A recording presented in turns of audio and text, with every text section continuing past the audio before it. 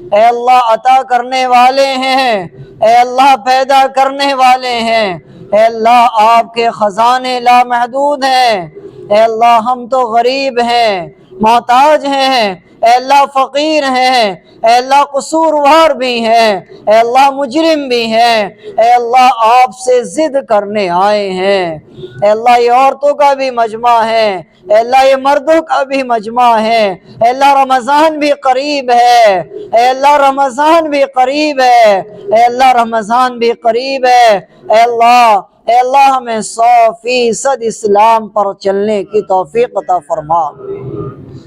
اے اللہ ہمارا وکیل بن جا، اے اللہ ہمارا کفیل بن جا، اے اللہ ہم اکیلے کوئی کام نہیں کر سکتے ہیں، اے اللہ نہ دین سدھار سکیں نہ دنیا سدھار سکیں، اے اللہ آپ کے بغیر ہمارا وجود نہیں ہے، اے اللہ آپ اگر وکیل ہیں تو ہم دین پر بھی چل سکتے ہیں، اے اللہ آپ کفیل ہیں تو دنیا پر بھی ہم چل سکتے ہیں، اے اللہ ہمیں تنہا نہ چھوڑ دینا، اے اللہ ہمیں تنہا نہ چھوڑ دینا، اے اللہ ہمیں اپنے علاوہ کسی اور کا محتاج نہ بنانا، اے اللہ یہ دنیا بڑی خود غرض ہے، اے اللہ یہ بڑی خود غرض ہے، اے اللہ چلتے ہاتھ پیر اپنے پاس بلانا، اے اللہ رزق سے بھی اے اللہ کسی دوسرے کا محتاج نہ کرنا، اے اللہ جسم سے بھی کسی دوسرے کا محتاج نہ کرنا، اے اللہ بس اپنا ہی محتاج رکھنا، اے اللہ اپنا ہی محتاج رکھنا، اے اللہ ہمیں دین پر چلنا آسان فرما، اے اللہ ہمارے بیماروں کو شفا عطا فرما، اے اللہ اسپتال بھرے پڑے ہیں، نئی نئی بیماریاں وجود میں آ رہی ہیں، اے اللہ نوجوان ہو یا بوڑھا، اے اللہ سب بیماریوں کی زد میں ہیں، اے اللہ ہمارے بیماروں کو شفا عطا فرما، اے اللہ ہمیں سنت نبوی کو پڑھ کر اس پر عمل کرنے کی توفیق عطا فرما، اے اللہ سنت نبوی کو جان کر اس کے مطابق اپنی صحت کا خیال رکھنے کی توفیق عطا فرما، اے اللہ جو قرض میں دبے ہیں، اے اللہ قرض بڑا خطرناک ناسور ہے، اے اللہ بڑا خطرناک ناسور ہے، اے اللہ قرض سے ہماری حفاظت فرما، اے اللہ ایسے حالات سے ہماری حفاظت فرما جو ہمیں قرض دار بنائے، اے اللہ قرض سے ہماری حفاظت فرما، اے اللہ جن کی پیٹھ پر قرض کا بوجھ ہے،